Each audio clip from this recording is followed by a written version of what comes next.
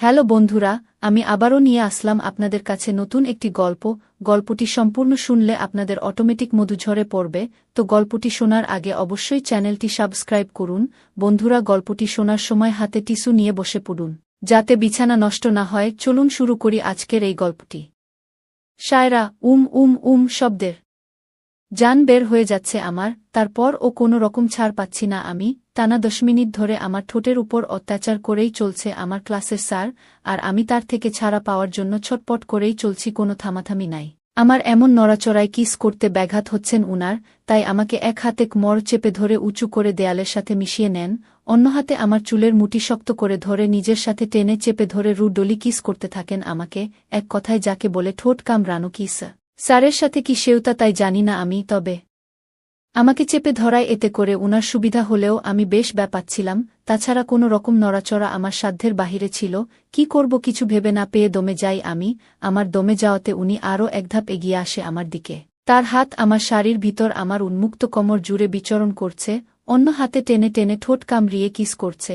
উনার এমন টানাটানিতে আমার মনে হচ্ছে আজ হয়তো উনি আমার ভিতর ঢুকবে, নয়তো আমাকে উনার বুকের ভিতর ঢুকাবে। দুইটার যেকোনো একটা করেই দম নিবেন, নয়তো আজকে আমাকে আর ছাড় দিবে না উনি। এইভাবে টানা দুই মিনিট ডলি কিস করে ধাক্কা দিয়ে আমাকে নিচে ফেলে দিয়ে হনহন করে চলে যায় উনি।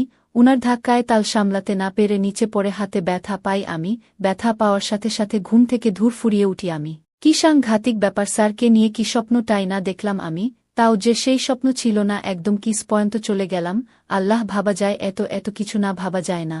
যদি ব্যাটা শুনতে পারে যে আমি রাত বিরাতে এমন স্বপ্ন দেখি, তাও উনাকে নিয়ে, তাহলে নিঘাত আমাকে জেলে রে দিবে বিনা বাক্য বয়ে, সাথে এটাও বলে দিবে আমাকে দানা পানি ও না দিতে, আমাকে জেলে রেখে না খাইয়ে শুকিয়ে মারার ধান্দা বানাবে। আমি জানি, বুঝি, সব বুঝি আমাকে শুকিয়ে মারতে চায় স্যার।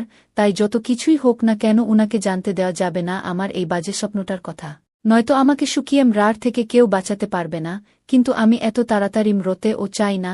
কি করে পারলাম এমন একটা স্বপ্ন দেখতে, তাও এমন একটা মানুষকে নিয়ে? ভাবতেই হাত পা ছড়িয়ে ছিটিয়ে কান্না করতে ইচ্ছে করছে আমার। কয়টা বাজে ফোন হাতে নিয়ে অন করতেই চোখে পড়ে 2-4-5 মিনিট, তার মানে এত সময় ধরে ঘুমিয়েছিলাম আমি। নিজের দিকে তাকিয়ে দেখি স্কুল ড্রেসটা এখনও পরেই আছি। উফ, এখনই যদি আম্মু দেখে আমি বকা খাবো, সাথে মা ইরফি, তাই তাড়াতাড়ি যেতে হবে গোসলে। এই বলে যেতে লাগলাম ওয়াশরুমে। যেতে যেতে পরিচয়টা দিয়ে নেই, আমি শায়রা ইসলাম সারা, এবার ক্লাস 10-এ পড়ি। আর যাকে নিয়ে এই ভয়ানক স্বপ্নটা দেখলাম সে হলো আমার ক্লাস টিচার অরণ্য রাজ চৌধুরী। উনার বাবা বাংলাদেশের টপ বিজনেসম্যানদের মধ্যে একজন আহনাফ চৌধুরী, আর তার একমাত্র ছেলে অরণ্য রাজ চৌধুরী অসম্ভব রাগী, একরুখা মানুষ উনি, সাথে অতিরিক্ত মায়ের সুন্দর একটা মানুষ। এতটা সুন্দর হয় কিভাবে তাকে না দেখলে বুঝা দেয়। সুন্দরের সাথে পাল্লা দিয়ে সুন্দর মানুষ তিনি, কিন্তু খুব গম্ভীর মানুষ। সারাদিনে 5টা কথা বলে কিনা সন্দেহ। লোকটা কেমনে বাঁচে আল্লাহ জানে। আমি তো কথা ছাড়াম রেই যাব আল্লাহ। সারাদিন বক বক না করলে আমার পেটের ভাতই হজম হয় না। ক্লাস টিচার যখন সাইকো লাভার। নন্দিতা এখন ঢাকা বিশ্ববিদ্যালয়ের শিক্ষার্থী, বাংলা বিভাগে মাস্টার্স করছে। হোস্টেলে বসে হঠাৎ একদিন পুরনো দিনের একটা ছবি খুঁজে পেল, স্কুল জীবনের। ছবিতে তার পাশে দাঁড়িয়ে এক মৃদু হাসি দেওয়া মানুষ, তার প্রিয় শিক্ষক রাশেদ স্যার। স্কুলে পড়ার সময় রাশেদ স্যার ছিলেন তার বাংলা বিষয়ের শিক্ষক। উনি সবসময় সাহিত্য পড়াতেন, গল্প করে, কবিতার লাইনে হারিয়ে যেতেন, ছাত্রদেরও সেই মোহে ভাসিয়ে দিতেন। নন্দিতা তখন ক্লাস 9-এ। স্যারের প্রতি এক ধরনের মুগ্ধতা তৈরি হয়েছিল তার মনে। ভালো লাগা কি না সেটা বোঝার মতো বয়স ছিল না তখন। শুধু মনে হতো এই মানুষটা আলাদা। কয়েক বছর পর একদিন বিশ্ববিদ্যালয়ে কবিতা পাঠের একটা অনুষ্ঠানে রাশেদ স্যারকে দেখে চমকে উঠেছিল নন্দিতা। তিনি এখন অবসরপ্রাপ্ত, সাহিত্য চর্চায় ব্যস্ত। দুজনের মাঝে কয়েক কাপ চায়ের আড্ডা হল, কবিতা নিয়ে আলোচনা হল। সেই থেকে বন্ধুত্ব। আর সেই বন্ধুত্ব ধীরে ধীরে এক গভীর বোঝাপড়ায় রূপ নিল। নন্দিতা এখন প্রাপ্তবয়স্ক, তার জীবন নিজের মতো করে গুছিয়ে নেওয়ার অধিকার রয়েছে। রাশেদ স্যারও একাকী জীবন কাটাচ্ছিলেন। তাদের মাঝে প্রেম গজিয়ে উঠল সময়ের ফাঁকে। তবে সেটা কোনো গোপন রোমাঞ্চ নয়, বরং সম্মান, পরিণতি ও বোঝাপড়া দিয়ে গড়া সম্পর্ক। ঢাকা বিশ্ববিদ্যালয়ের ক্যাম্পাসে হেমন্তের বিকেল। নন্দিতা চায়ের কাপ হাতে বসে আছে বটতলা ঘির এক কোণে। পাশেই রাশেদ স্যার। এখন আর তিনি তার শিক্ষক নন, বরং তার জীবনের এক নির্ভরযোগ্য বন্ধুর মতো। তুমি এখনও আগের মতো চুপচাপ থেকে যাবে? স্যার জিজ্ঞেস করলেন। নন্দিতা হাসল। আপনাকে না বললেই বা কাকে বলি? স্যার গভীর দৃষ্টিতে তার চোখে তাকালেন। তুমি জানো আমি তোমার শিক্ষক ছিলাম। আর সেই সম্পর্কটাকে অতিক্রম করে আজকের এই অবস্থানে পৌঁছাতে আমার ভেতরে অনেক দ্বিধা ছিল। নন্দিতা আস্তে করে বলল, আমার মনে আছে আপনি প্রথম যেদিন কবিতার খাতা ফেরত দিলেন তার গায়ে লিখেছিলেন, তোমার শব্দেরা আমার মনের দরজায় কড়া নাড়ে। আমি সেদিন বুঝে গিয়েছিলাম আপনি শুধু শিক্ষক নন, একজন মানুষ যার ভেতরেও অনুভূতির ঢেউ আছে। স্যার মুচকি হাসলেন। আমি তোমার বয়সী একটা মেয়েকে এতটা ভালোবেসে ফেলব সেটা আমি নিজেও ভাবিনি কখনো।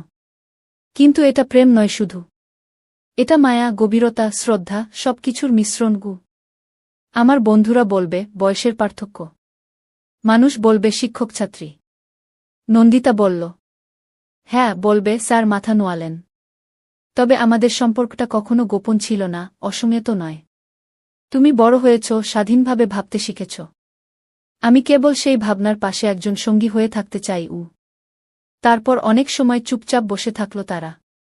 নীরবতা ছিল, কিন্তু সেখানে ছিল কোনো অস্বস্তি নয়, ছিল এক ধরনের পরিপূর্ণতা।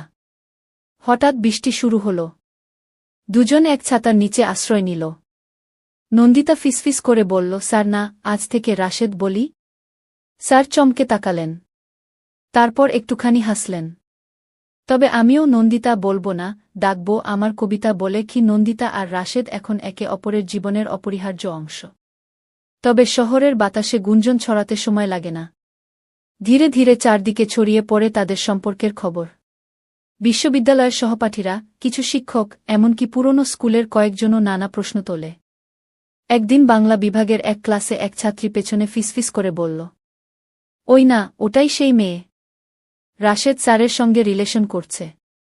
নিজের শিক্ষকের সঙ্গে। লজ্জা বলে কিছু নেই। নন্দিতা শুনল। তার চোখে জল চলে এলো, কিন্তু সে মুখে কিছু বলল না। বিকেলে রাশেদ স্যারের সঙ্গে দেখা হতেই সে সব খুলে বলল। রাশেদ চুপ করে শুনলেন। তারপর এক গভীর শ্বাস ফেলে বললেন, তুমি চাইলে আমরা এখানেই থেমে যেতে পারি।